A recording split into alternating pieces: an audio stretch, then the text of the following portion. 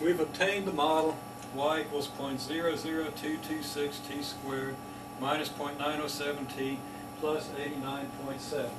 Recall that this is a model of our original flow process. A model of this data, a model of this graph. We want to look at how well this model fits the data and the graph.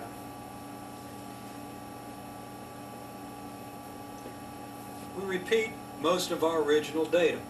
We don't repeat the data for the 80 centimeter depth, the 50 centimeter depth, or the 10 centimeter depth.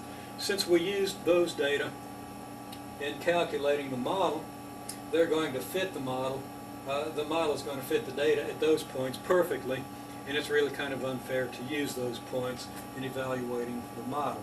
So we're going to ignore those points. Now, at t equals 0, we observed y equals 90.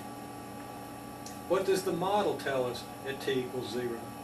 Well, if we plug in 0 for t up here, we're going to get 0 here, we're going to get 0 here, we're going to be left with 89.7. So our model tells us that the depth is 89.7 at the t equals 0 instant. That's a deviation of 0.3 from the 90 that we observed. In other words, it's very close. 89.7 is very close to 90, a deviation of only 0.3. If we substitute t equals 24 into this model, and you should do that as you're watching, pause the video, whatever, and substitute 24 in for t.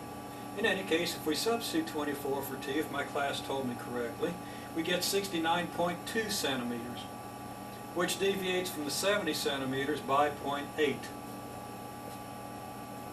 Then plugging in 36, we get 60.0, which is exactly on the data point. Plugging in t equals 65, we get 40.3, which is off by 0.3. And then we're off by 1.1 and 1.6 in our last two data points. These aren't as good as the others, but the data is very well fit by this model. And remember that this model came from just choosing 3 points. The other thing we want to look at is these residuals. The deviations don't indicate whether they're above or below, whether they're positive or negative. The residuals do. Here the model is 3/10 of a unit below the observation. Here the model is 8/10 of a unit below.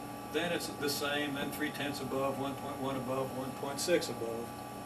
The fact that the residuals seem to be steadily increasing, or have a strong tendency toward a steady increase, tells us that maybe we could tilt the model a little bit and improve it. Maybe this isn't the very best model, but it's still a very good model for what we observed.